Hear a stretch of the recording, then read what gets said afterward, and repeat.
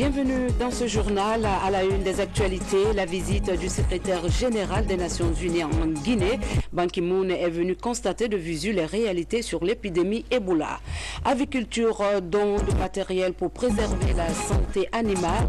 C'est un geste de la Banque mondiale pour accroître la productivité de la filière. Et puis, concours culturel Miss Monde 2014, la Guinée représentée par Alimatou Diallo.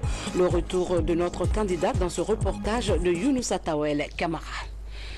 Bonsoir à tous, merci de nous rejoindre dans ce journal.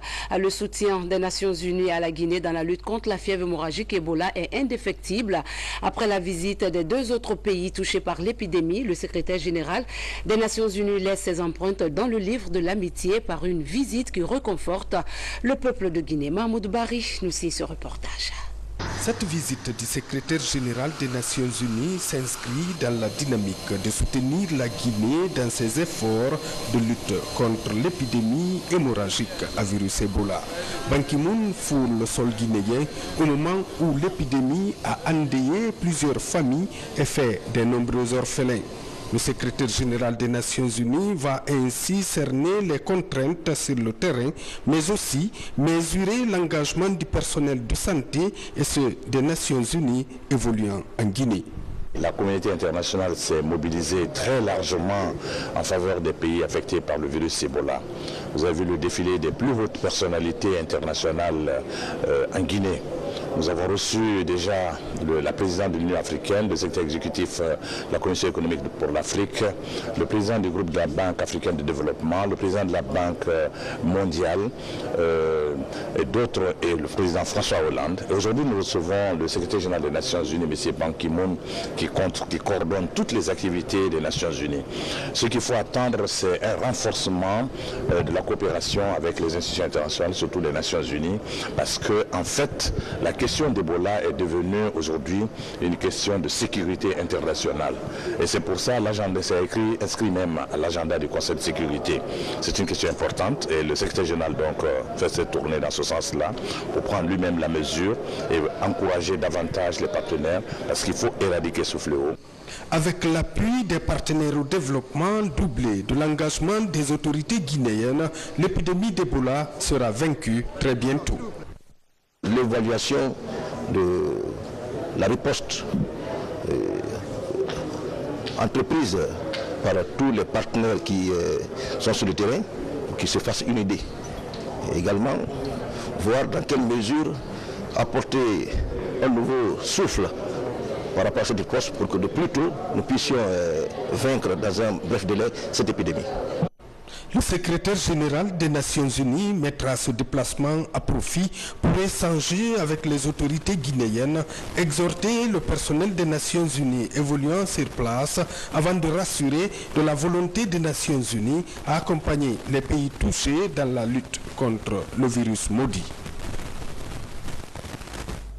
Reçu au palais présidentiel par le chef de l'État, le secrétaire général des Nations Unies a une fois de plus réaffirmé le soutien et l'engagement de son institution dans le combat commun contre Ebola. Sanassi Keita. En plus du soutien matériel et financier que continue d'apporter l'ONU, l'Organisation des Nations Unies à la Guinée, dans le cadre de la lutte contre la fièvre hémorragique à virus Ebola, le soutien moral aussi est là. Aujourd'hui, le secrétaire général de cette grande organisation est à Conakry pour témoigner de son soutien total à la Guinée, en vue de circonscrire cette épidémie dans les pays du bec du perroquet, c'est-à-dire le Libéria, la Sierra Leone et la Guinée. Au palais Sékou Touréa, en compagnie d'une forte délégation, le secrétaire général de l'ONU, l'Organisation des Nations Unies, est reçu en audience par le président de la République. Au centre des échanges entre professeur Alpha Condé et Ban Ki-moon, le soutien des Nations Unies à la Guinée dans le cadre de la lutte contre la fièvre hémorragique à virus Ebola. L'Ebola continue de se répandre et constitue un risque sérieux pour tous les Guinéens. Le système des Nations Unies, la mission des Nations Unies pour l'action d'urgence contre l'Ebola, ou UNMIR en anglais, et nos partenaires sont là pour vous aider. Il n'a jamais été aussi important de travailler ensemble. Tous les Guinéens, responsables gouvernementaux, chefs de communauté, soigneurs traditionnels et populations locales doivent s'impliquer activement dans la lutte contre la maladie pour mettre fin à l'épidémie. J'invite la communauté internationale à rester mobilisée. Notre objectif commun est d'éradiquer complètement la maladie. Monsieur le Président, l'Organisation des Nations Unies et moi-même, en tant que secrétaire général, nous engageons à continuer de faire le maximum pour aider la Guinée à sortir de la situation actuelle. Le président de la République s'est fortement réjoui de ce soutien de l'ONU à la Guinée, dans le but de mener une réplique coordonnée contre cette pathologie, en vue de l'éradiquer. J'ai dit au secrétaire général quelles sont nos préoccupations, couper la chaîne de contamination, suivre les contacts à 100% et pouvoir aider les contacts à rester chez eux. Mais aussi la grande responsabilité du gouvernement pour la sensibilisation et pour qu'il n'y ait pas de résistance. Je les rassure aussi que les élections sont prévues en 2015 auront lieu. L'Ebola n'est pas une raison de ne pas faire les élections.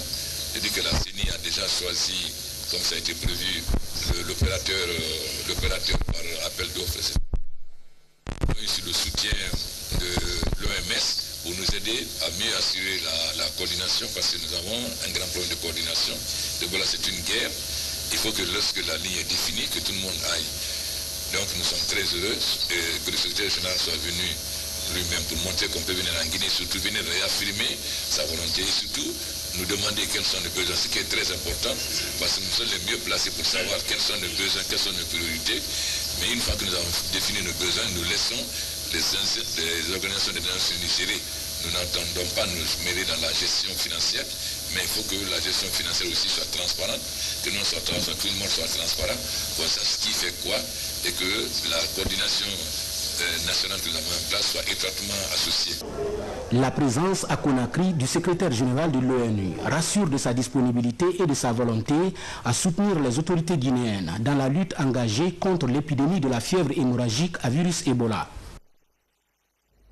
Les Guinéens sont émus de recevoir le secrétaire général des Nations Unies en cette période cruciale où sévit Ebola dans notre pays. Cette visite de Ban Ki-moon a marqué à plus d'un titre les citoyens. On les écoute au micro de Thierno Ousmane Diallo. Une visite qui donne de l'espoir pour certains, pour d'autres, un signe de plus que la Guinée n'est pas isolée. Tous ici sont unanimes. Le passage de Ban Ki-moon en Guinée pour soutenir les efforts de lutte contre Ebola est salutaire. La Guinée, en cette période d'Ebola, suscite le regard, en tout cas de la communauté internationale. Cette visite du secrétaire général de l'ONU intervient quelques jours, sinon quelques semaines après celle du président français François Hollande, celle aussi du président de la Banque mondiale. Aujourd'hui, c'est le secrétaire général des Nations Unies qui foule le sol guinéen pour lui aussi exprimer, n'est-ce pas, la solidarité de la communauté internationale à la Guinée. Je crois bien que c'est une fierté pour la Guinée dans cette riposte contre Ebola. C'est une visite qui ne passe pas inaperçue. Dans les rues de la capitale, l'appréciation est la même. Tous espèrent une implication plus accrue du système des Nations Unies dans la mobilisation internationale contre la maladie. Les Nations Unies, c'est l'entité internationale qui s'occupe du monde entier. Donc le soutien des Nations Unies est un soutien remarquable. C'est un sentiment de satisfaction en ce sens qu'à travers les dirigeants du monde qui montrent que les pays touchés par Ebola ils doivent être soutenus pour qu'ensemble on puisse éradiquer cette fièvre hémorragique à virus Ebola. Après Conakry, le secrétaire général des Nations Unies est attendu à Bamako, la capitale malienne. Selon les statistiques de l'OMS, Ebola a fait plus de 6800 morts depuis son apparition dans la sous-région. Les médecins soignants d'Ebola auront aussi leur centre de traitement en cas de contamination. Le site devant abriter ce centre a été visité par le chef de l'État et son hôte. Sanassi Keita nous signe ce reportage. Le centre de traitement des soignants d'Ebola en installation. Il se trouve à l'état-major de l'armée de l'air, ici au quartier Yimbaya, dans la commune de Matoto. C'est un chantier que le président de la République et le secrétaire général de l'ONU sont venus visiter. Une visite saluée par les autorités militaires françaises qui affichent leur volonté de se battre aux côtés des Guinéens pour circonscrire le virus Ebola. Nous travaillons en permanence avec le soutien efficace et dynamique des forces armées guinéennes. À terme, le CTS comprendra 120 militaires, 70 destinés aux soins et 50 assurant le commandement et la logistique. Le site, ainsi que vous pouvez le voir sur cette carte, est organisé en 3 zones distinctes. Une zone technique, une zone d'hébergement dans laquelle nous nous trouvons et, derrière vous, la zone réservée aux soins. Ce site n'est pas très vaste, mais il permettra de travailler en complète autonomie, que ce soit en eau ou en énergie électrique. Aujourd'hui, avec l'appui de la France, il existe en Guinée des centres de traitement Ebola. Et dans les jours à venir, ce centre de traitement des soignants d'Ebola sera également réalisé. En Guinée, il existe aujourd'hui, pour répondre justement à la crise Ebola, des centres de traitement Ebola, destinés à toute la population guinéenne et à tous les acteurs de la lutte contre Ebola. Demain, il existera pour les soignants un centre de traitement des soignants. Ce centre de traitement des soignants aura une capacité de 10 lits d'hospitalisation, dont 1 de réanimation. Ce centre de traitement des soignants est installé ici sur la base aérienne principale de Conakry grâce à la collaboration étroite et indispensable des forces armées guinéennes, dont le service de santé des armées guinéens également. Après avoir visité tout le dispositif mis en place par l'armée française pour la finition de ce centre de traitement des soignants, le président de la République et le secrétaire général de l'ONU rassurent. Nous sommes très heureux que la France ait construit un tel centre, en plus du centre de formation à Manéa. Et nous sommes très heureux de la présence du secrétaire général, de M. Bambili, de M. Navarro et de Mme Chen, la personne de l'OMS, qu'ils constatent que les médecins peuvent venir et que si par hasard ils sont contaminés, ce que je ne sais pas, nous ne savons pas encore, qu'on ne sera pas obligé de les évacuer sur Paris ou bien sur New York, mais qu'ils pourraient être soignés en Guinée. Je suis très heureux d'être ici avec son Excellence Président Condé. Merci de votre opportunité pour que je puisse observer moi-même les activités très importantes et votre contribution très généreuse. Au nom du système des Nations Unies, je voudrais exprimer les plus sincères remerciements pour votre contribution très généreuse en fournissant un centre de traitement des soignants. C'est une contribution très généreuse et noble. Vous êtes les faces les plus nobles pour l'humanité. C'est sur ces notes de satisfaction que le président de la République a accompagné le secrétaire général de l'Organisation des Nations Unies à l'aéroport international Conakry-Bessia pour Bamako, la capitale malienne. Vous suivrez juste après ce journal l'intégralité de la visite du secrétaire général de l'ONU à Conakry. Les centres de traitement se multiplient tant bien à Conakry qu'à l'intérieur du pays. Celui de Koya, situé à Wankifon, vient d'être inauguré par le Premier ministre chef du gouvernement.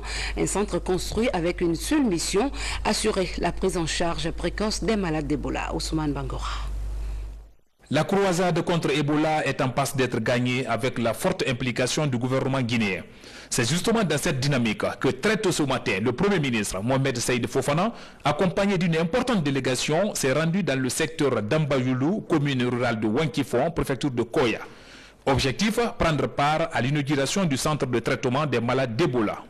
La construction de ce centre sur ce site appelé Dambayoulou est saluée par la population de Koya qui reste rassurée que Ebola ne sera qu'un simple souvenir dans quelques jours.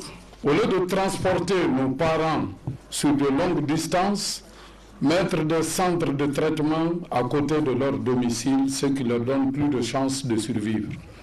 On a eu des parents qui ont disparu le long des voyages, principalement entre Kerouané et Guéguédou, où nous avons perdu plus de 10 personnes à cause du transfert ou du retard de récupérer les gens. Donc c'est dans ce cadre-là que nous avons pensé mettre des centres dans chaque ville pour que tout citoyen malade, on puisse le prendre précocement afin qu'ils puissent survivre de leur maladie.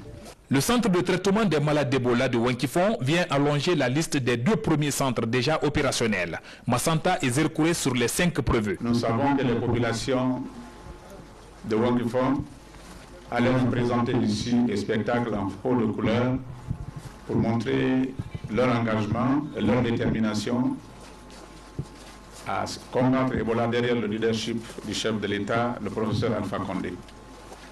Mes premiers mots donc, c'est en direction de ces populations, notamment les sages de Wankifon, qui ont offert cet espace sur lequel cette infrastructure a été édifiée. Il y a quelques semaines, nous étions là pour le démarrage des ouvrages. Nous étions loin de nous imaginer qu'en peu de temps, nous serions revenus ici pour inaugurer ce centre-là qui va recevoir des malades. Je voudrais particulièrement remercier l'OMS, le PAM, et je voudrais saluer aussi la présence ici, on me l'a signalé tout à l'heure, de nos frères de Cuba, de nos frères maliens, sénégalais et d'autres qui sont venus s'ajouter à nous pour nous aider à combattre cette maladie. Ce centre qui accueille ce beau monde a une capacité de 100 malades. Il est bâti sur une superficie de 6400 mètres carrés. Le coût de réalisation s'élève à 3 milliards de francs guinéens, financés en grande partie par les partenaires de la Guinée, OMS, PAM. Les travaux sont exécutés par l'entreprise Guicopress. Toujours dans l'actualité de chez nous, comme promis par le gouvernement, plusieurs centres de traitement d'Ebola seront ainsi implantés partout dans le pays en vue de briser la chaîne de contamination. La zone forestière la plus affectée par le virus a désormais 2 autres centres parallèlement à ceux déjà construits. Mohamed Kourouma nous fait le point. Afin de stopper la chaîne de propagation de l'épidémie d'Ebola, le gouvernement guinéen a lancé une mesure d'urgence pour vite isoler le virus. Avec l'appui des partenaires, des centres de traitement Ebola sont en phase d'installation dans certaines villes touchées par l'épidémie. Les préfectures de Zérékoré et Bila, tout comme 3 autres villes de la région forestière, ont bénéficié de ce projet pour éviter le déplacement des cas suspects. Bila se trouve dans une zone où on a relevé beaucoup de cas d'Ebola. Donc pour faciliter la prise en charge, les autorités ont décidé qu'on implante un centre ici pour accélérer un peu la riposte. Réalisés en un temps record, ces centres de traitement d'Ebola ont été installés à Bila et Nzérékoré par le groupement Cetra Somako avec l'appui du gouvernement. Les 10 centres sont déjà fonctionnels avec des équipements adéquats. Ce centre a commencé juste le 7 novembre. Nuit et jour, ça travaille ici avec 250 à 300 personnes de nuit comme de jour, y compris les femmes qui nous accompagnent la journée. Selon les spécialistes, ces centres de traitement pourront servir à d'autres soins médicaux après l'éradication de l'épidémie à virus Ebola. Le vendredi est un jour sans, mis à profit par les populations du quartier Boussoura dans la commune de Matam pour faire des prières et aussi passer des messages de sensibilisation contre le virus Ebola. La première dame de la République s'est jointe aux fidèles musulmans afin de dire des bénédictions pour le peuple de Guinée. Ansoumani Toumani Kamara, reportage. En venant à Boussoura, dans la commune de Matam, la première dame de la République répond ainsi à l'invitation de la communauté musulmane de ce quartier qui abrite 2 grands centres de négoce du pays, le marché Madina et le débarcadère de Boussoura. Heureusement, ces lieux de convergence des populations guinéennes et de la sous-région n'ont pour le moment enregistré aucun cas d'infection du virus Ebola. D'où l'organisation de cette journée de prière et de sensibilisation dans ce temple de Dieu. Et le thème du sermon porte sur la prévention des infections en islam.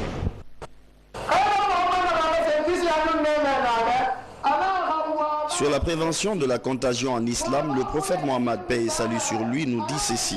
Si vous entendez dire qu'une contrée est contaminée par une maladie très contagieuse, n'y allez pas. Et si la maladie se propage dans un endroit alors que vous y êtes, n'en sortez pas.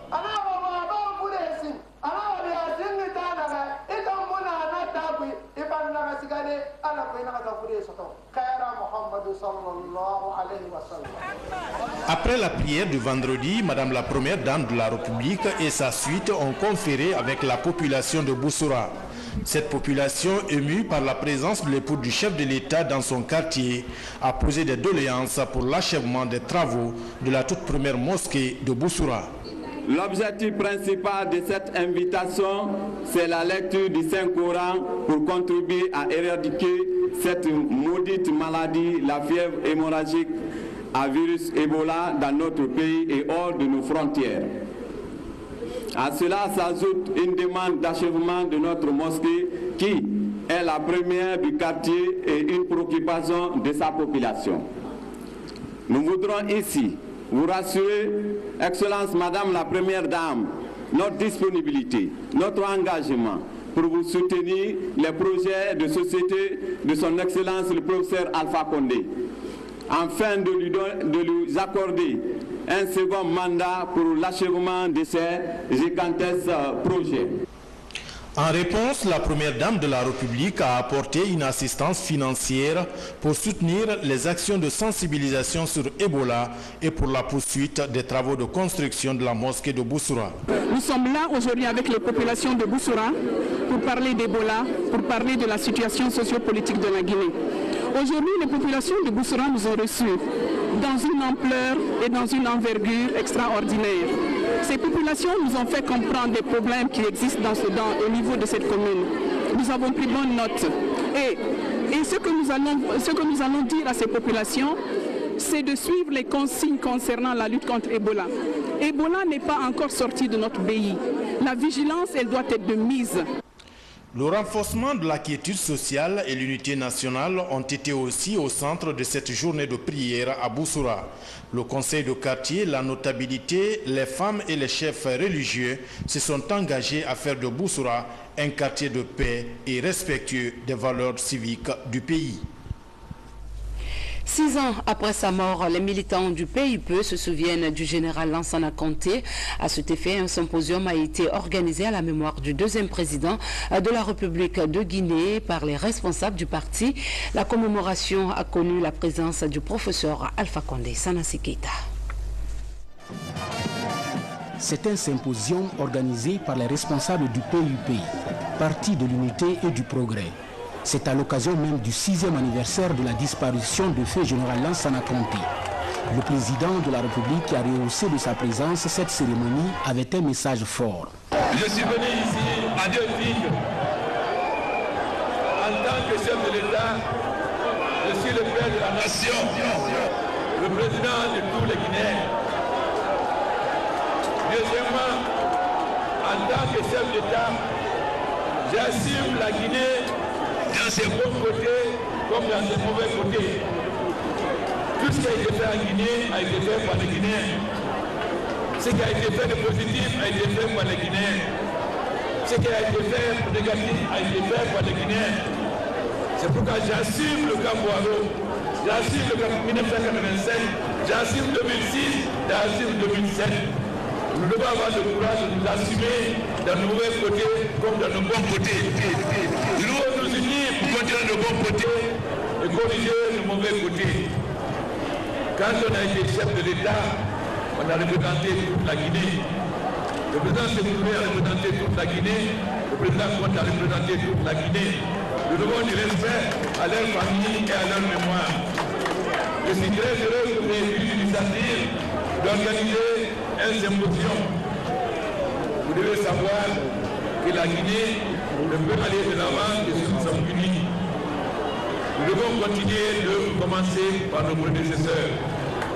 Je crois que le PIB ne peut pas jouer son rôle. J'espère qu'il jouera ce rôle et qu'ensemble, nous allons corriger ce qui n'a pas été bien fait. Nous savons que chacun d'eux est venu avec l'intention de faire avancer la Guinée. Mais on peut toujours être confronté à des obstacles et ne pas atteindre les objectifs qui se sont fixés. Michel Touré n'a pas atteint tous les objectifs qui se sont fixés. Le président Conté n'a pas atteint tous les objectifs qui se sont fixés. Mais il nous a engagés dans la voie de la démocratie. Nous devons approfondir cette démocratie. Nous devons approfondir cette démocratie, renforcer l'unité de la Guinée. La Guinée est l'un des rares pays de la sous-région qui n'a pas connu la guerre. Nous sommes confrontés au Guinée, une guerre et la guerre contre l'Ebola. Si nous nous dirigons, nous allons faire et la Guinée va reprendre sa part en avant. Je suis venu donc vous dire que vous pouvez compter sur moi, monsieur le président du groupe guinéen, et que le PIB a sa place, toute sa place, aux côtés du président de la République. Je vous remercie. Merci. Un message réconciliateur, mais aussi un message de paix et d'union. Et c'est sur cette voie que le président de la République entend prêcher pour la réconciliation nationale et la mutualisation de tous les efforts en vue de bâtir une Guinée unie et prospère. Zérékoré est choisi pour abriter la retraite annuelle de l'équipe des pays du système des Nations Unies en Guinée. Le choix de cette ville n'est pas fortuit puisqu'il s'agissait d'identifier les priorités visant à éradiquer Ebola de la Guinée. Ramatoulaye Touré, compte rendu. L'objectif de cette rencontre est d'identifier les priorités dans le contexte de riposte à Ebola. Pour la représentante de cette institution, cette retraite est une opportunité pour les deux parties de transformer la vie de la population guinéenne. Pour le système des Nations Unies en Guinée, malgré le contexte de l'épidémie d'Ebola, nous sommes convaincus qu'il est urgent de soutenir le gouvernement de Guinée pour préserver les acquis de plusieurs années d'investissement dans le développement humain, de maintenir les avancées démocratiques et de poursuivre la marche résolue vers la réconciliation des Guinéens avec la Guinée et des Guinéens avec les Guinéens. Invité à cette rencontre, le ministre de la Coopération a présenté aux partenaires la dernière retraite du gouvernement guinéen tenue le 1er octobre à Conakry. Je suis très heureux que cette retraite va nous permettre d'aller un peu loin de l'environnement de l'épidémie. C'est vrai qu'à Zérékoré, il y a l'épidémie, mais je crois qu'au moment où nous parlons d'autres choses, où nous essayons de rassurer davantage, de donner l'espoir, de croire qu'il y aura un lendemain meilleur et que nous ne devons pas nous laisser dans les mains de Ebola et qu'il faut forcément s'engager et penser à d'autres choses. Ebola, une maladie qui a endeuillé beaucoup de familles dans la ville de Zérékoré. Le ministre de la Coopération internationale s'est rendu au centre de traitement le plus récent, construit il y a 2 semaines seulement, où 12 malades d'Ebola attendent d'être guéris de cette maladie. Un forum a réuni les 118 membres des points focaux de l'instance nationale de coordination pour la lutte contre le VIH-Sida, la tuberculose et le paludisme. Un sujet était à l'ordre du jour, avoir le même niveau d'information sur le processus de renouvellement de son bureau. Yaya Silla. Ils sont au total 118 participants venus des structures comme la société civile, les départements ministériels et les institutions internationales à prendre part à cette rencontre d'information et d'orientation pour le renouvellement du bureau de l'instance de coordination nationale Guinée. L'instance de coordination nationale Guinée est l'interface entre la République de Guinée et le Fonds mondial pour la lutte contre le VIH-Sida, le paludisme et la tuberculose. Pour cette première rencontre avec les points focaux, les responsables du comité ad hoc sont impressionnés par l'intérêt suscité chez les participants. Moi, je pars rassuré que le reste du processus ira jusqu'à son terme. Je suis très satisfait de la manière dont les choses se sont passées, la qualité des interventions et les représentativités qu'il y avait dans la salle. Donc ça a été une réussite.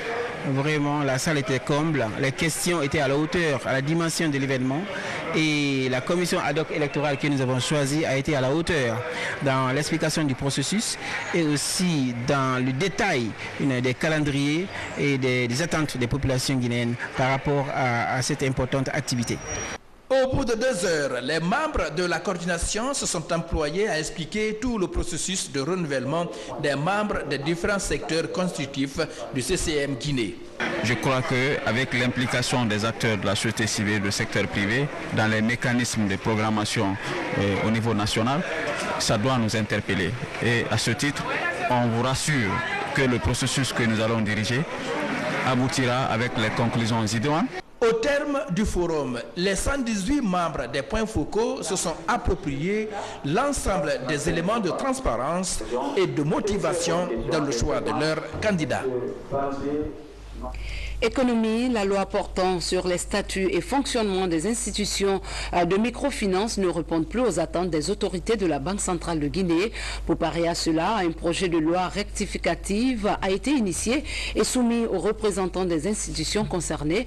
La question a été débattue en présence de notre reporter Aboubacar Ba. Depuis l'adoption en 2005 d'une loi spécifique sur ce secteur, les données sur l'accès aux services financiers et la création d'emplois a nettement évolué au point que certains articles de cette loi sont devenus caducs ou peu productifs. C'est dans ce cadre que les autorités de la Banque centrale ont conçu et réalisé un projet de loi s'adaptant aux normes requises dans le secteur. Pour mieux appréhender les choses, la Direction générale de la supervision des institutions financières a décidé de soumettre ce projet de loi aux représentants des acteurs concernés pour échanger sur les données avant de le soumettre au Parlement pour légiférer. Près du quart des institutions de microfinance dans notre pays dégagent au jour d'aujourd'hui et de façon structurelle des résultats pratiquement déficitaires. Il en résulte qu'un nombre élevé d'IMF ne sont pas viables, certaines d'entre elles n'assurant leur équilibre financier qu'à travers un appui extérieur.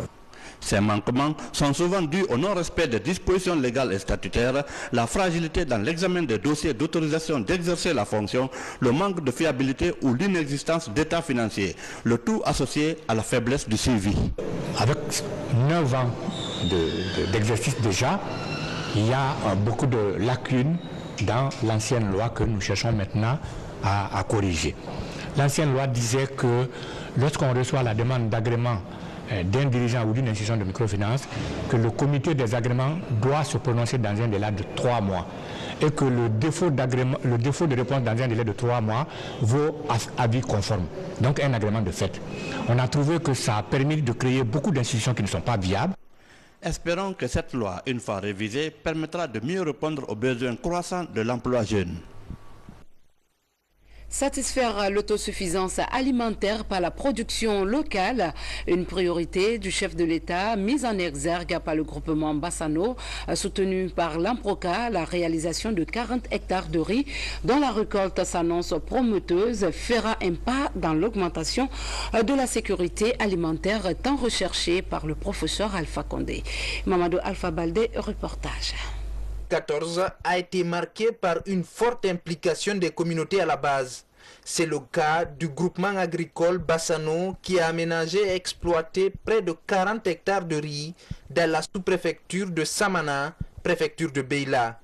Nous avons essayé de détacher certaines zones de la capitale pour pouvoir les envoyer dans la préfecture de Beila, sous-préfecture de Samana, pour essayer de suivre ce champ de riz pour montrer que le riz est notre aliment, l'alimentation de base de notre pays. Considéré dans la localité comme un succès, ce travail du groupement agricole Bassano est soutenu par le ministère de l'Agriculture à travers un accompagnement technique de l'Agence nationale de la promotion rurale et du Conseil agricole Amproca. Nous avons un effectif de 1026 cadres et agents. Et 900 et quelques de cet effectif apportent l'appui technique aux producteurs, c'est-à-dire répartis sur l'ensemble du territoire, c'est-à-dire dans les 341 communes rurales. Donc, ils ont mandat de passer fréquemment sur les producteurs, savoir ce qu'ils ont comme problème en termes de mise en œuvre de leur activité. Les membres du groupement Bassano affichent leur satisfaction suite aux résultats obtenus. La moisson s'annonce bonne, la production devrait se chiffrer à plusieurs dizaines de tonnes. Ça fait 500 hectares. Nous allons aménager 500 hectares de plus l'année prochaine pour augmenter la production et contribuer à l'autosuffisance alimentaire.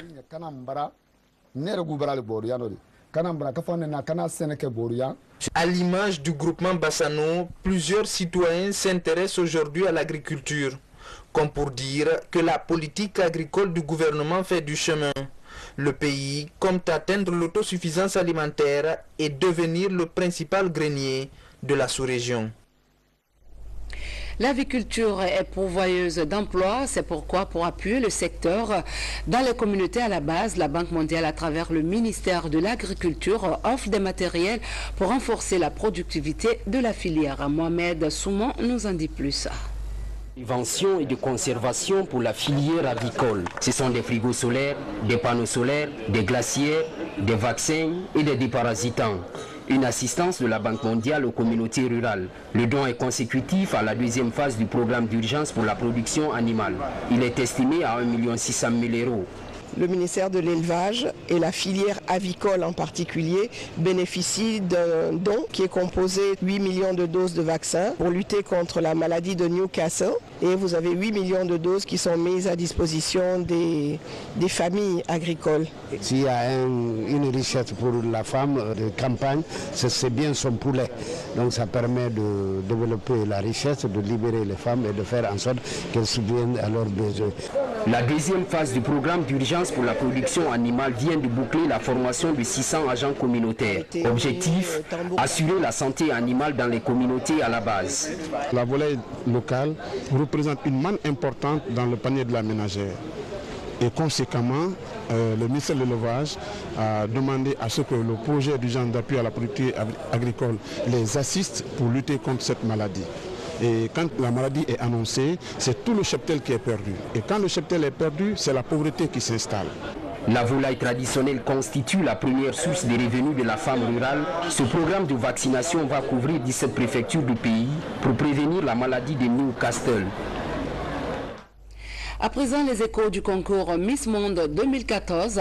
Ce grand événement de beauté a connu la participation de Alimatou Diallo, la Miss Guinée, une prestation saluée par le Comégui, même si l'ombre de la fièvre hémorragique Ebola a plané sur Alimatou Diallo. Tcherno Ousmane Diallo pour en savoir davantage. Est passée par l'épreuve de 21 jours de probation, 3 semaines passées à Paris avant de rejoindre les candidates des autres pays à Londres. Les prestations de la Miss Guinée 2013 ne sont pas passées inaperçues, même si la couronne mondiale est revenue à la candidate sud-africaine. J'ai été un peu désolée par rapport au soutien à Londres parce qu'il y avait des cérémonies où chaque pays venait avec ses représentations pour assister les filles. Et moi j'étais tout le temps seule alors qu'il y a une ambassade, de Guinée en Angleterre. Mais je n'ai jamais reçu de visite, je n'ai jamais été soutenue par ça. Mais comme on peut dire, on fait avec les moyens de bord. Je suis très fière parce que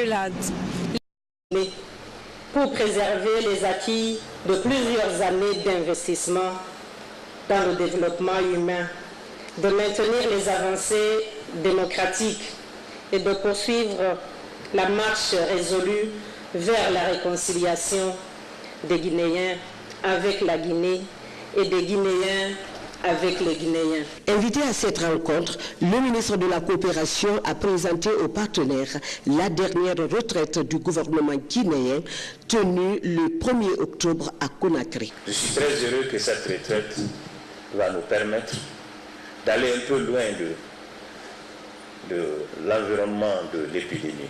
C'est vrai qu'à Zérekoré, il y a l'épidémie, mais je crois qu'au moment où nous parlons d'autres choses, où nous essayons de rassurer davantage, de donner l'espoir, de croire qu'il y aura un lendemain meilleur, et que nous ne devons pas nous laisser dans les mains de Ebola et qu'il faut forcément s'engager et penser à d'autres choses. Ebola, une maladie qui a endeuillé beaucoup de familles dans la ville de Zérékouré, le ministre de la Coopération internationale s'est rendu au centre de traitement le plus récent, construit il y a 2 semaines seulement, où 12 malades d'Ebola attendent d'être guéris de cette maladie. Un forum a réuni les 118 membres des points focaux de l'instance nationale de coordination pour la lutte contre le VIH-Sida, la tuberculose et le paludisme. Un sujet était à l'ordre du jour, avoir le même niveau d'information sur le processus de renouvellement de son bureau. Yaya Silla. Ils sont au total 118 participants venus des structures comme la société civile, les départements ministériels et les institutions internationales à prendre part à cette rencontre d'information et d'orientation pour le renouvellement du bureau de l'instance de coordination nationale Guinée. L'instance de coordination nationale Guinée est l'interface entre la République de Guinée et le Fonds mondial pour la lutte contre le VIH-Sida, le paludisme et la tuberculose. Pour cette première rencontre avec les points focaux, les responsables du comité ad hoc sont impressionnés par l'intérêt suscité chez les participants. Moi, je pars rassuré que le reste du processus ira jusqu'à son terme. Je suis très satisfait de la manière dont les choses se sont passées, la qualité des interventions et les représentativités qu'il y avait dans la salle. Donc ça a été une réussite.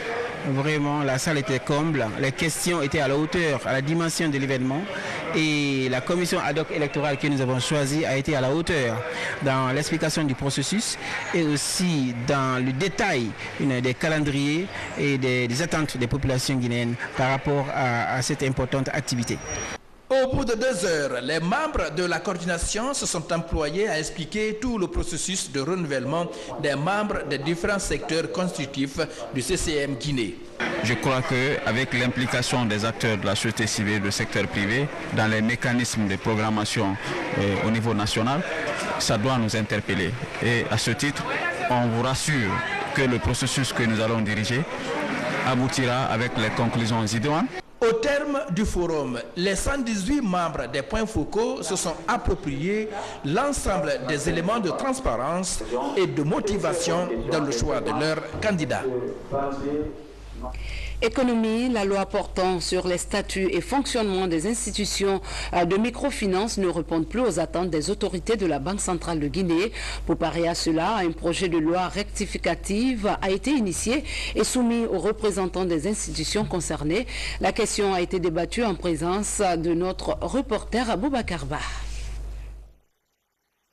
Depuis l'adoption en 2005 d'une loi spécifique sur ce secteur, les données sur l'accès aux services financiers et la création d'emplois ont nettement évolué au point que certains articles de cette loi sont devenus caducs ou peu productifs. C'est dans ce cadre que les autorités de la Banque centrale ont conçu et réalisé un projet de loi s'adaptant aux normes requises dans le secteur. Pour mieux appréhender les choses, la Direction générale de la supervision des institutions financières a décidé de soumettre ce projet de loi aux représentants des acteurs concernés pour échanger sur les données avant de le soumettre au Parlement pour légiférer. Près du quart des institutions de microfinance dans notre pays dégagent au jour d'aujourd'hui et de façon structurelle des résultats pratiquement déficitaires. Il en résulte qu'un nombre élevé d'IMF ne sont pas viables, certaines d'entre elles n'assurant leur équilibre financier qu'à travers un appui extérieur. Ces manquements sont souvent dus au non-respect des dispositions légales et statutaires, la fragilité dans l'examen des dossiers d'autorisation d'exercer la fonction, le manque de fiabilité ou l'inexistence d'état financier, le tout associé à la faiblesse du suivi.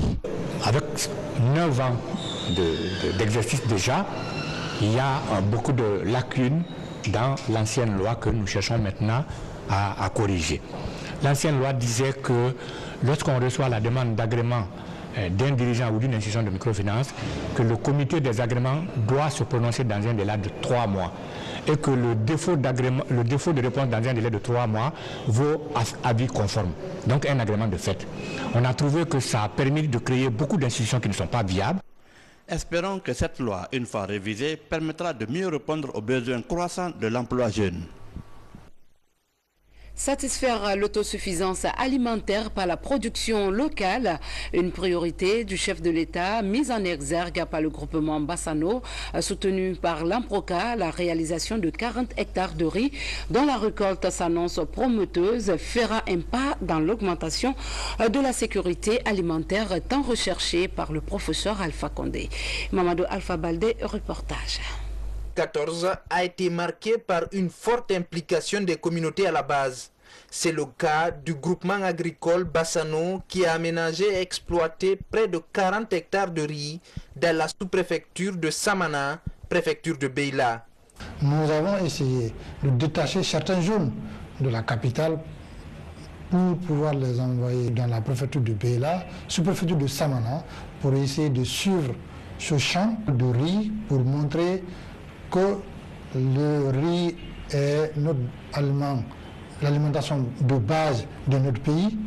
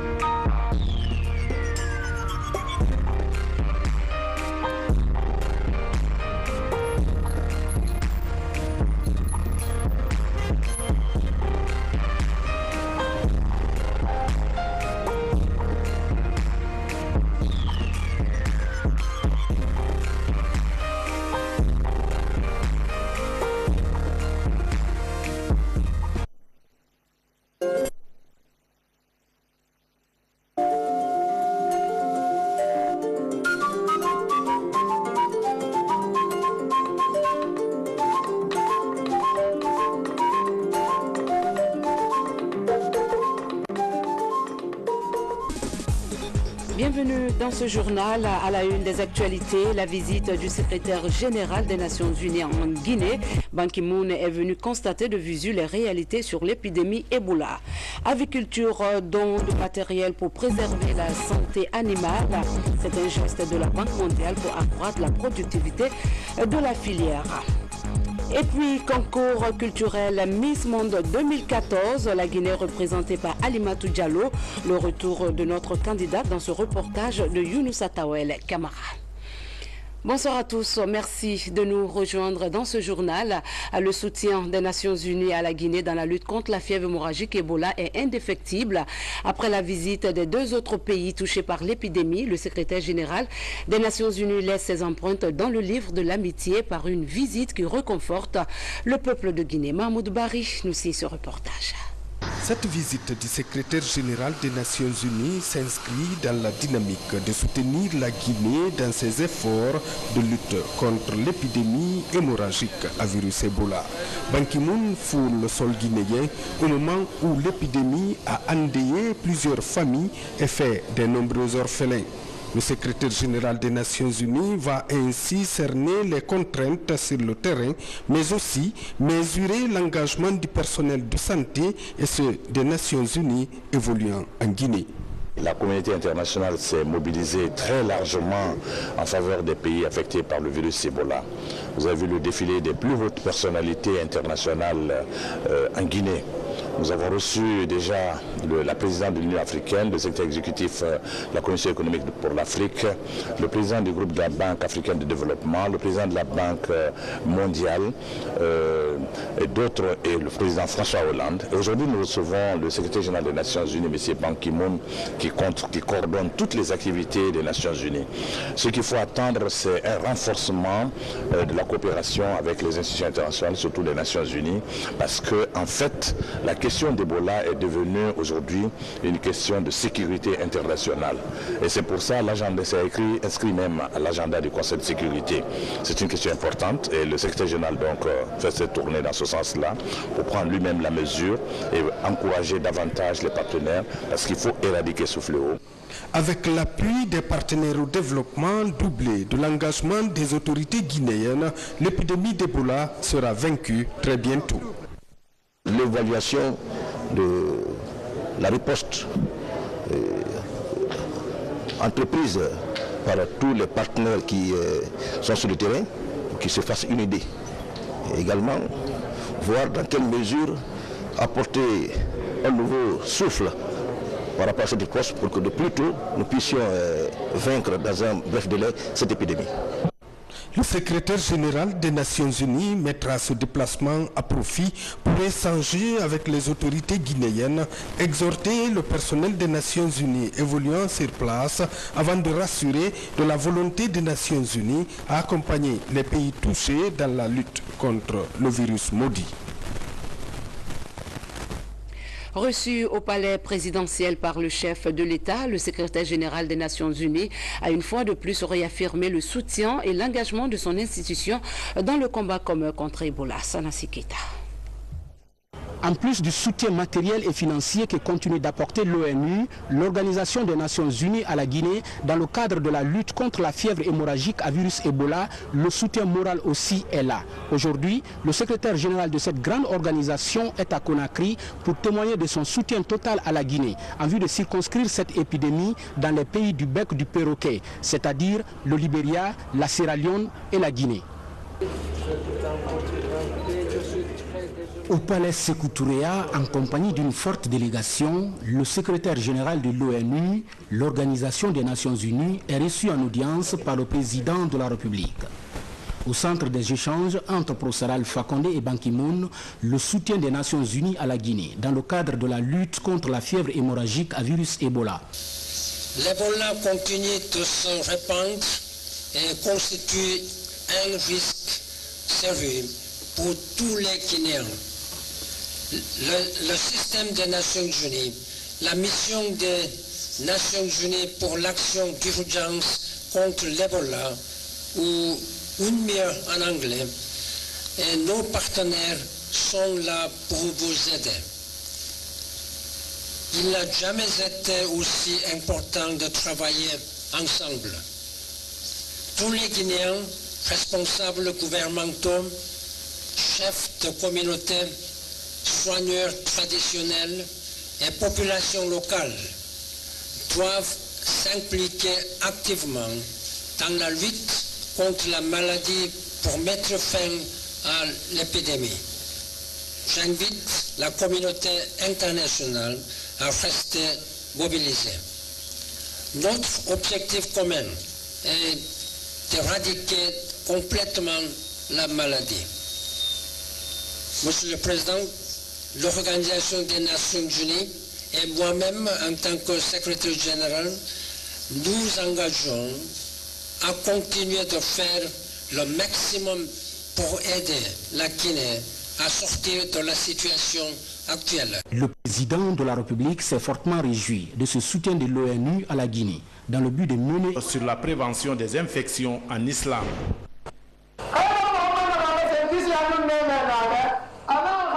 Sur la prévention de la contagion en islam, le prophète Mohammed, paix et salut sur lui, nous dit ceci. Si vous entendez dire qu'une contrée est contaminée par une maladie très contagieuse, n'y allez pas.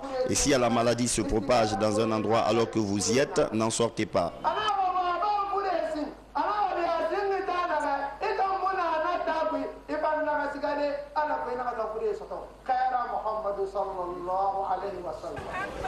Après la prière du vendredi, Madame la Première Dame de la République et sa suite ont conféré avec la population de Boussoura. Cette population, émue par la présence de l'époux du chef de l'État dans son quartier, a posé des doléances pour l'achèvement des travaux de la toute première mosquée de Boussoura. L'objectif principal de cette invitation, c'est la lecture du Saint-Coran pour contribuer à éradiquer cette maudite maladie, la fièvre hémorragique à virus Ebola dans notre pays et hors de nos frontières. À cela s'ajoute une demande d'achèvement de notre mosquée qui est la première du quartier et une préoccupation de sa population. Nous voudrons ici vous rassurer, Excellence Madame la Première Dame, notre disponibilité, notre engagement pour vous soutenir les projets de société de son Excellence le professeur Alpha Condé, afin de lui accorder un second mandat pour l'achèvement de ces gigantesques projets. En réponse, la première dame de la République a apporté une assistance financière pour soutenir les actions de sensibilisation sur Ebola et pour la poursuite des travaux de construction de la mosquée de Boussoura. Nous sommes là aujourd'hui avec les populations de Boussoura pour parler d'Ebola, pour parler de la situation sociopolitique de la Guinée. Aujourd'hui, les populations de Boussoura nous ont reçus dans une ampleur et dans une envergure extraordinaire. Ces populations nous ont fait comprendre des problèmes qui existent au niveau de cette commune. Nous avons pris bonne note. Et ce que nous allons dire à ces populations, c'est de suivre les consignes concernant la lutte contre Ebola. Ebola n'est pas encore sorti de notre pays. La vigilance, elle doit être de mise. Le renforcement de la quiétude sociale et l'unité nationale ont été aussi au centre de cette journée de prière à Boussoura. Le conseil de quartier, la notabilité, les femmes et les chefs religieux se sont engagés à faire de Boussoura un quartier de paix et respectueux des valeurs civiques du pays. 6 ans après sa mort, les militants du PIP se souviennent du général Lansana Conté. À cet effet, un symposium a été organisé à la mémoire du deuxième président de la République de Guinée par les responsables du parti. La commémoration a connu la présence du professeur Alpha Condé Sanassi Keita. C'est un symposium organisé par les responsables du PIP, Parti de l'Unité et du Progrès. C'est à l'occasion même du 6e anniversaire de la disparition de feu général Lansana Conté. Le président de la République qui a rehaussé de sa présence cette cérémonie avait un message fort. Je suis venu ici à 2 titres. En tant que chef de l'État, je suis le père de la nation, le président de tous les Guinéens. Deuxièmement, en tant que chef d'État, j'assume la Guinée dans ses bons côtés comme dans ses mauvais côtés. Tout ce qui a été fait en Guinée a été fait par les Guinéens. Ce qui a été fait de positif a été fait par les Guinéens. Ce qui a été fait de négatif a été fait par les Guinéens. C'est pourquoi j'assume le Cap Boiro, j'assume le Cap 1987, j'assume 2006, j'assume 2007. Nous devons avoir le courage de nous assumer dans nos mauvais côtés comme dans nos bons côtés. Nous devons nous unir pour continuer nos bons côtés et corriger nos mauvais côtés. Quand on a été chef de l'État, on a représenté toute la Guinée. Le président Sékou a représenté toute la Guinée. Le président Conté a représenté toute la Guinée. Nous devons du respect à leur famille et à leur mémoire. Je suis très heureux que vous ayez eu l'initiative d'organiser un symposium. Vous devez savoir que la Guinée ne peut aller de l'avant que si nous sommes unis. Nous devons continuer de commencer par nos prédécesseurs. Je vois que le PIB ne peut pas ne pas jouer son rôle. J'espère qu'il jouera ce rôle et qu'ensemble, nous allons corriger ce qui n'a pas été bien fait. Nous savons que chacun d'eux est venu avec l'intention de faire avancer la Guinée. Mais on peut toujours être confronté à des obstacles et ne pas atteindre les objectifs que se sont fixés. Ni Touré n'a pas atteint tous les objectifs qui sont fixés, le président Conté n'a pas atteint tous les objectifs qui sont fixés, mais il nous a engagés dans la voie de la démocratie. Nous devons approfondir cette démocratie. Nous devons approfondir cette démocratie, renforcer l'unité de la Guinée. La Guinée est l'un des rares pays de la sous-région qui n'a pas connu la guerre. Nous sommes confrontés aujourd'hui à une guerre qui est la guerre contre l'Ebola. Si nous nous unissons, nous allons vaincre et la Guinée va reprendre sa part en avant. Je suis venu donc pour dire que vous pouvez compter sur moi, monsieur le président de tous les Guinéens, et que le PIB a sa place, toute sa place, aux côtés du président de la République. Je vous remercie. Merci. Un message réconciliateur, mais aussi un message de paix et d'union. Et c'est sur cette voie que le président de la République entend prêcher pour la réconciliation nationale et la mutualisation de tous les efforts en vue de bâtir une Guinée unie et prospère. Zérekoré est choisi pour abriter la retraite annuelle de l'équipe des pays du système des Nations Unies en Guinée. Le choix de cette ville n'est pas fortuit puisqu'il s'agissait d'identifier les priorités visant à éradiquer Ebola de la Guinée. Ramatoulaye Touré, compte rendu. L'objectif de cette rencontre est d'identifier les priorités dans le contexte de riposte à Ebola. Pour la représentante de cette institution, cette retraite est une opportunité pour les deux parties de transformer la vie de la population guinéenne. Pour le système des Nations Unies en Guinée, malgré le contexte de l'épidémie d'Ebola, nous sommes convaincus qu'il est urgent de soutenir le gouvernement de Guinée. Pour que je puisse observer moi-même les activités très importantes et votre contribution très généreuse. Au nom du système des Nations Unies, je voudrais exprimer les plus sincères remerciements pour votre contribution très généreuse en fournissant un centre de traitement des soignants. C'est une contribution très généreuse et noble. Vous êtes les faces les plus nobles pour l'humanité. C'est sur ces notes de satisfaction que le président de la République a accompagné le secrétaire général de l'Organisation des Nations Unies à l'aéroport international Conakry-Bessia pour Bamako, la capitale malienne. Vous suivrez juste après ce journal l'intégralité de la visite du secrétaire général de l'ONU à Conakry. Les centres de traitement se multiplient tant bien à Conakry qu'à l'intérieur du pays. Celui de Koya, situé à Wankifon, vient d'être inauguré par le Premier ministre chef du gouvernement. Un centre construit avec une seule mission, assurer la prise en charge précoce des malades d'Ebola. Ousmane Bangora. La croisade contre Ebola est en passe d'être gagnée avec la forte implication du gouvernement guinéen.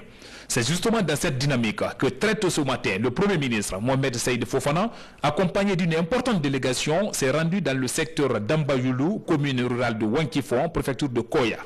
Objectif, prendre part à l'inauguration du centre de traitement des malades d'Ebola. La construction de ce centre sur ce site appelé d'Ambayoulou est saluée par la population de Koya qui reste rassurée que Ebola ne sera qu'un seul souvenir dans quelques jours. Au lieu de transporter nos parents sur de longues distances, mettre des centres de traitement à côté de leur domicile, ce qui leur donne plus de chances de survivre. On a eu des parents qui ont disparu le long des voyages, principalement entre Kerouané et Guéguédou, où nous avons perdu plus de 10 personnes à cause du transfert ou du retard de récupérer les gens. Donc c'est dans ce cadre-là que nous avons pensé mettre des centres dans chaque ville pour que tout citoyen malade, on puisse les prendre précocement afin qu'ils puissent survivre de leur maladie. Le centre de traitement des malades d'Ebola de Wankifon vient allonger la liste des 2 premiers centres déjà opérationnels, Massanta et Zerkouré sur les 5 prévus. Nous savons que les populations de Wankifon allaient nous présenter ici des spectacles en haut de couleur pour montrer leur engagement et leur détermination à combattre Ebola derrière le leadership du chef de l'État, le professeur Alpha Condé. Mes premiers mots donc, c'est en direction de ces populations, notamment les sages de Wankifon, qui ont offert cet espace sur lequel cette infrastructure a été édifiée. Il y a quelques semaines, nous étions là pour le démarrage des ouvrages. Nous étions loin de nous imaginer qu'en peu de temps, nous serions revenus ici pour inaugurer ce centre-là qui va recevoir des malades. Je voudrais particulièrement remercier l'OMS, le PAM, et je voudrais saluer aussi la présence ici, on me l'a signalé tout à l'heure, de nos frères de Cuba, de nos frères maliens, sénégalais et d'autres qui sont venus s'ajouter à nous pour nous aider à combattre cette maladie. Ce centre qui accueille ce beau monde a une capacité de 100 malades. Il est bâti sur une superficie de 6400 mètres carrés. Le coût de réalisation s'élève à 3 milliards de francs guinéens, financé en grande partie par les partenaires de la Guinée, OMS, PAM. Les travaux sont exécutés par l'entreprise Guicopress. Toujours dans l'actualité de chez nous, comme promis par le gouvernement, plusieurs centres de traitement d'Ebola seront ainsi implantés partout dans le pays en vue de briser la chaîne de contamination. La zone forestière la plus affectée par le virus a désormais 2 autres centres parallèlement à ceux déjà construits. Mohamed Kourouma nous fait le point. Afin de stopper la chaîne de propagation de l'épidémie d'Ebola, le gouvernement guinéen a lancé une mesure d'urgence pour vite isoler le virus. Avec l'appui des partenaires, des centres de traitement Ebola sont en phase d'installation dans certaines villes touchées par l'épidémie. Les préfectures de Zérékoré et Béla, tout comme 3 autres villes de la région forestière, ont bénéficié de ce projet pour éviter le déplacement des cas suspects. Béla se trouve dans une zone où on a relevé beaucoup de cas d'Ebola. Donc pour faciliter la prise en charge, les autorités ont décidé qu'on implante un centre ici pour accélérer un peu la riposte. Réalisés en un temps record, ces centres de traitement d'Ebola ont été installés à Béla et Zérékoré par le groupement Cetra Somako avec l'appui du gouvernement. Les 10 centres sont déjà fonctionnels avec des équipements adéquats. Ce centre a commencé juste le 7 novembre. Nuit et jour, ça travaille ici avec 250 à 300 personnes de nuit comme de jour, y compris des femmes qui nous accompagnent la journée. Selon les spécialistes, ces centres de traitement pourront servir à d'autres soins médicaux après l'éradication de l'épidémie à virus Ebola. Le vendredi est un jour saint mis à profit par les populations du quartier Boussoura dans la commune de Matam pour faire des prières et aussi passer des messages de sensibilisation contre le virus Ebola. La première dame de la République s'est jointe aux fidèles musulmans afin de dire des bénédictions pour le peuple de Guinée. Ansoumani Toumani Kamara, reportage. En venant à Boussoura, dans la commune de Matam, la première dame de la République répond ainsi à l'invitation de la communauté musulmane de ce quartier qui abrite 2 grands centres de négoce du pays, le marché Madina et le débarcadère de Boussoura. Heureusement, ces lieux de convergence des populations guinéennes et de la sous-région n'ont pour le moment enregistré aucun cas d'infection du virus Ebola. D'où l'organisation de cette journée de prière et de sensibilisation dans ce temple de Dieu. Et le thème du sermon porte une réplique coordonnée contre cette pathologie en vue de l'éradiquer. J'ai dit au secrétaire général quelles sont nos préoccupations, couper la chaîne de contamination, suivre les contacts à 100% et pouvoir aider les contacts à rester chez eux. Mais aussi la grande responsabilité du gouvernement pour la sensibilisation et pour qu'il n'y ait pas de résistance. Je les rassure aussi que les élections sont prévues en 2015 auront lieu. L'Ebola n'est pas une raison de ne pas faire les élections. Je dis que la CENI a déjà choisi, comme ça a été prévu, l'opérateur par appel d'offres. Sur le soutien de l'OMS pour nous aider à mieux assurer la coordination parce que nous avons un grand problème de coordination. L'Ebola c'est une guerre. Il faut que lorsque la ligne est définie, que tout le monde aille. Donc nous sommes très heureux que le secrétaire général soit venu lui-même pour montrer qu'on peut venir en Guinée, surtout venir réaffirmer sa volonté et surtout nous demander quels sont les besoins, ce qui est très important parce que nous sommes les mieux placés pour savoir quels sont les besoins, quelles sont nos priorités. Mais une fois que nous avons défini nos besoins, nous laissons les organisations des Nations Unies gérer. Nous n'entendons pas nous mêler dans la gestion financière, mais il faut que la gestion financière aussi soit transparente, que tout le monde soit transparent, qu'on sache qui fait quoi et que la coordination nationale que nous avons en place soit étroitement associée. La présence à Conakry du secrétaire général de l'ONU rassure de sa disponibilité et de sa volonté à soutenir les autorités guinéennes dans la lutte engagée contre l'épidémie de la fièvre hémorragique à virus Ebola.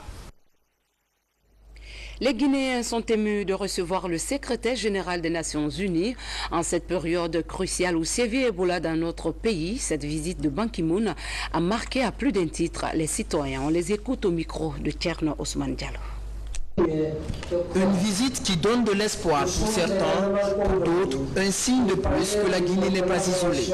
Tous ici sont unanimes. Le passage de Ban Ki-moon en Guinée pour soutenir les efforts de lutte contre Ebola est salutaire. La Guinée, en cette période d'Ebola, suscite le regard, en tout cas de la communauté internationale.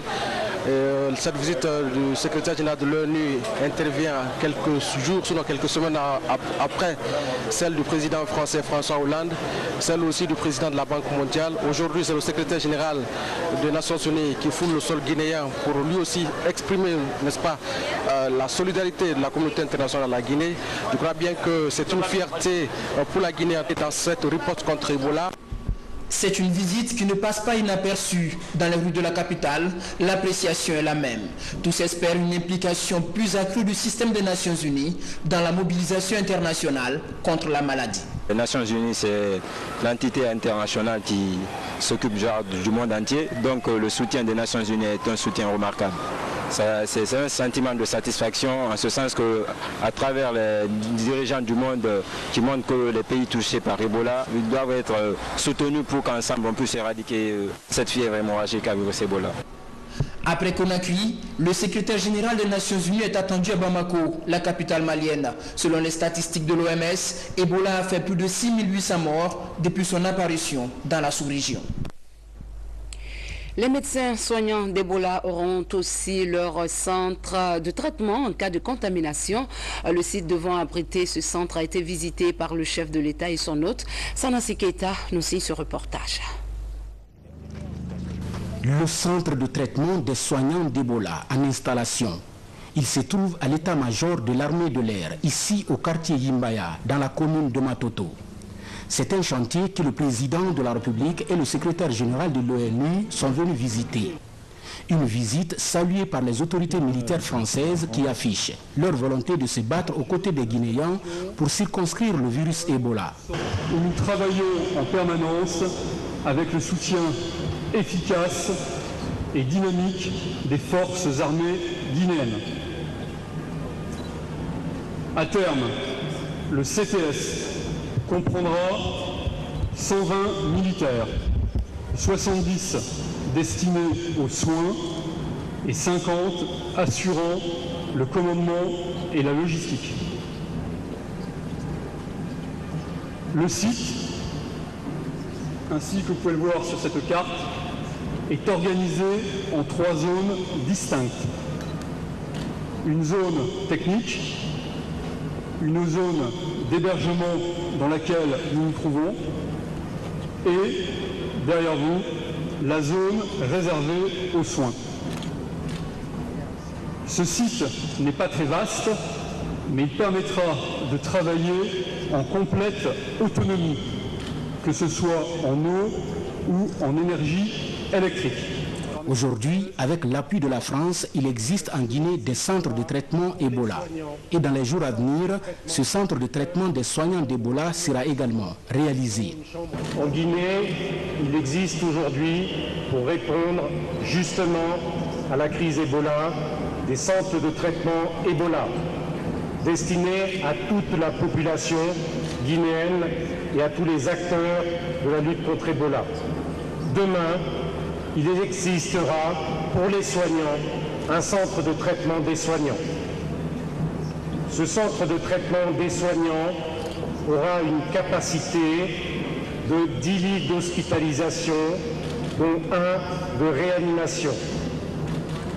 Ce centre de traitement des soignants est installé ici sur la base aérienne principale de Conakry grâce à la collaboration étroite et indispensable des forces armées guinéennes, dont le service de santé des armées guinéens également. Après avoir visité tout le dispositif mis en place par l'armée française pour la finition de ce centre de traitement des soignants, le président de la République et le secrétaire général de l'ONU rassurent.